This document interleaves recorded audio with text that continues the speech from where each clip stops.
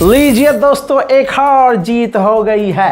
Confirm बात आ गई है। ईरान के हमले कुछ इतने ज्यादा कुवैत पर हुए कि कुवैत में अमेरिका अपने बेस को बचा नहीं पा रहा है।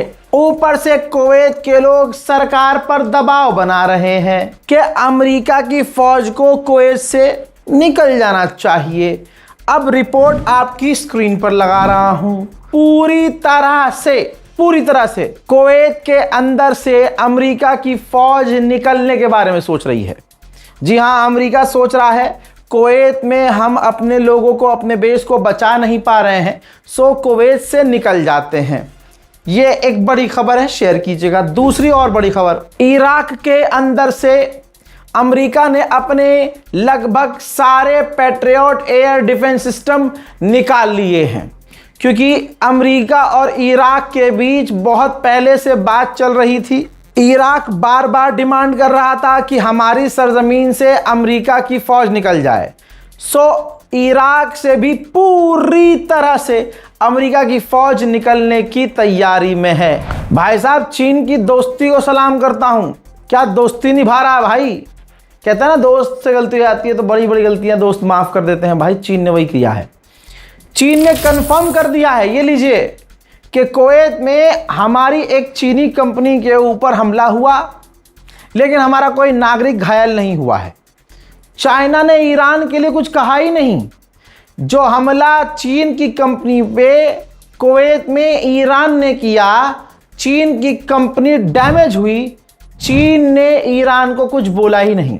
दोस्ती हो तो फिर ऐसी हो। इस्राइल के डिफेंस मिनिस्टर ने कहा कि अगर डोनाल्ड ट्रंप ने हमसे कहा तो हम दोनों मिलकर, अमेरिका और इस्राइल मिलकर ईरान पर बड़े हमले करने को तैयार हैं। यानी डोनाल्ड ट्रंप नेतन्याहू से मिलने के बावजूद नेतन्याहू को अभी तक अप्रूवल नहीं दिए हैं कि आइए मिलकर ईरान पर हमला करते हैं। ईरानी ऑफिशियल ने बताया है कि अमेरिका के फौजियों को भी एहसास हो चुका है कि जो ये कॉफिन है, ये उनके सामान का हिस्सा है। जो उनके पास सामान होते हैं, ये कफन उन्हीं का हिस्सा है। वो दौर चला गया कि जब मार कर भाग जाया करते थे, हम पलट कर मारेंगे। मोहतरम हजरात, नेतन्याहू के मुंह में मूतते हुए एक बार फिर से गुलाबी सुअर ने रिपीट किया है कि अगर मैं ना होता तो इस्राइल ना होता। ईरान 2 हफ्ते के अंदर परमाणु बनाने वाला था। If it weren't for me, Israel would not exist today. They would not exist because we took it out with the B-2 bombers when we wiped out they were 2 weeks away from having a nuclear weapon. हजरात, पाकिस्तान का भी जो है कुछ न कुछ पकड़ के दबाना चाहिए ईरान को। रिपोर्ट ये है कि पाकिस्तान ने कुवैत और इराक को ड्रोन बेचे हैं। जी हाँ, कुवैत और इराक को ड्रोन बेचे हैं। यहां तक कि अब कहानी यहां पहुंच चुकी है कि मिडिल ईस्ट के देशों को पाकिस्तान हथियार बेच रहा है। और मिडिल ईस्ट के वो देश वो हथियार, जाहिर सी बात है, अमेरिका इसराइल के खिलाफ थोड़ी इस्तेमाल कर रहे हैं, ईरान के खिलाफ इस्तेमाल कर रहे हैं। अमेरिका ने कबूल किया है और बताया है कि हमारे 7 अलग अलग स्टेट्स के अंदर वाटर सप्लाई मशीनरी पर, सिस्टम पर साइबर अटैक हुआ है। हम ये जांच कर रहे हैं कि इन अटैक के पीछे ईरान तो नहीं। अमेरिकी वित्त मंत्री ने कहा है कि दुनिया में जहां भी ईरान की प्रॉपर्टीज हैं, उन सारी प्रॉपर्टीज को हम ढूंढ रहे हैं, उन्हें हम सीज करेंगे। खुलेआम अमेरिका डकैती डालने का ऐलान कर रहा है। एक आदमी को ज्यादा पावर मिलती है तो अपनी मम्मी और सिस्टर एक कराना शुरू कर देता है। जैसे गुलाबी सुअर ने माँ बहन करवाई भी अपनी, और अब वो खुलकर एक्सेप्ट कर रहा है। दादागिरी देखिए, कह रहा है नेतन्याहू और दूसरे लोगों को बचाने के लिए हम इंटरनेशनल क्रिमिनल कोर्ट को ही घुटने पर लाने वाले हैं। अब अमेरिका की, इस्राइल की इंटेलिजेंस गई पिछवाड़े में। अब दुनिया के सामने भीख मांग रहा है अमेरिका। $15 मिलियन हम उस बंदे को इनाम देंगे जो हमें ये जानकारी दे कि ईरान के ड्रोन प्रोग्राम को स्पॉन्सर कौन कर रहा है, ईरान को ड्रोन बनाने में मदद कौन दे रहा है। यह है अमेरिका की एजेंसी और इजराइल की एजेंसी का फेल्यूर। पता नहीं कर पा रहे हैं तो इनाम रख दिया है। नेतन्याहू का ख्वाब है कि इलेक्शन से पहले सऊदी अरब से हमारा नॉर्मलाइजेशन हो जाए, अब्राहम अकॉर्ड में सऊदी अरब शामिल हो जाए, ताकि नेतन्याहू को चुनाव में जीत मिल जाए। क्योंकि नेतन्याहू के खाते में अगर ये बात ऐड हो गई कि भाई सऊदी अरब ने इजराइल से हाथ मिला लिया है, तो नेतन्याहू को भारी भरकम वोट मिल जाएंगे। आतंकी हमेशा फितरत से ही आतंकी होता है। लेबनान पर एक बार फिर से इजराइल ने आज भी हमला किया है।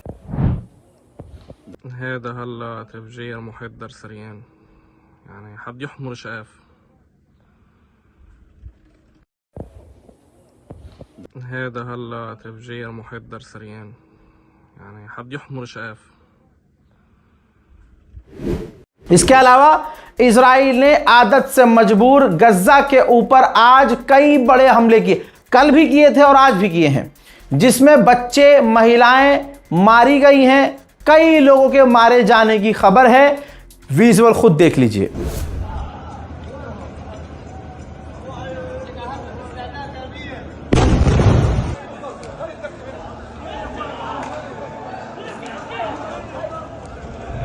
ارجع ارجع يا شباب. جرحه جرحه يا الله. دمار كبير دمار كبير.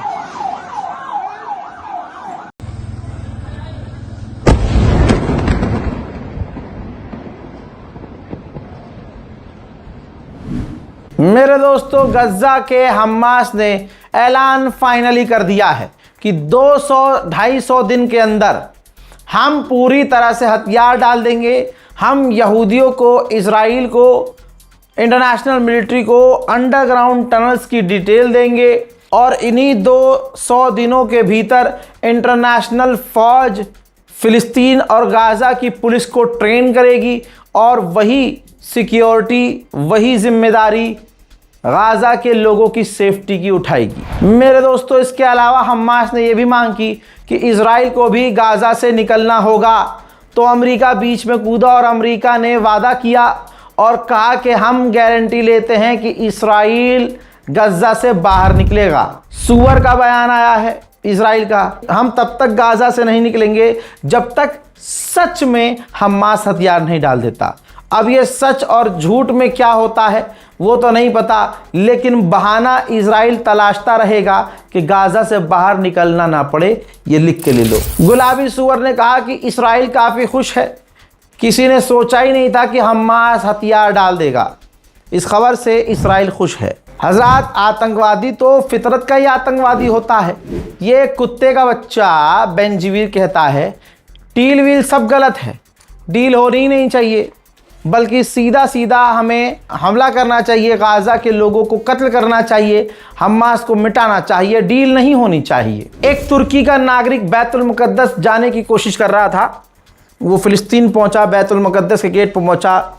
इजरायली फ़ौजी ने पूछा कहाँ से आए हो? उसने बताया कि मैं तुर्किश हूँ। तुर्की का नाम सुनते ही उसने कह दिया तुर्कियों के लिए बैतुल मुकद्दस मस्जिद बंद है। देखिए, تركيا.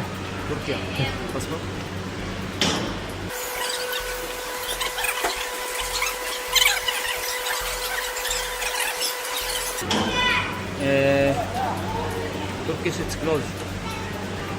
Okay? Why? Turkish Yes. it's closed. I will pray. No. I came from there to pray because I have entrance, like Not here. not from this gate, from another gate. This one take right. Sorry? Turkey. No, Salah, next Salah. Come back in Fajr. Fajr? I have visa. I can show you. No until. Look, I know. Okay. Can I ask someone? Because I came from Germany to... मेरे दोस्तों, अभी अभी ये report करते करते मेरे पास notification आ गया है, खबर कंफर्म है कि डोनाल्ड ट्रंप ने ईरान पर बड़ा हमला करने का आदेश दे दिया है। लेकिन ये हमले इस हफ्ते शुरू होंगे, अभी नहीं होंगे कि 10 मिनट बाद हमले हो जाए। ईरान पर बड़े हमले होंगे, इस हफ्ते होंगे, और इस हमले का प्लान इसलिए बनाया गया है कि ईरान प्रेशर में आकर सरेंडर कर दे। दूसरी खबर कंफर्म हो रही है कि अमेरिका और इजराइल ने मिलकर प्लान किया है कि दोनों ही मिलकर ईरान के फैसिलिटीज़ पर, न्यूक्लियर फैसिलिटीज़ पर, उसके बिजली घरों पर हमला किया जाए ताकि ईरान प्रेशर में आकर डील कर ले। लेकिन ये मेरी बात याद रखना, अमेरिका और इजराइल दोनों भुगतेंगे, और इनके साथ फिर कोई खड़ा हुआ वो पहले नंबर पर पिटेगा। अब जैसे ही ये खबर आई, क्रूड ऑयल के दाम आप ग्राफ देखिए सीधा आसमान पर। ईरान से भिड़ने की जहां बात होती है, पूरी दुनिया के तेल के दाम हिल जाते हैं। तुम क्या जीतोगे ईरान से? हज़रात मोहतरम, फिलहाल के इस रिपोर्ट में इतना ही। इस रिपोर्ट को शेयर कीजिए, चैनल को सब्सक्राइब कीजिए, दुआओं में याद रखिए। जय हिंद।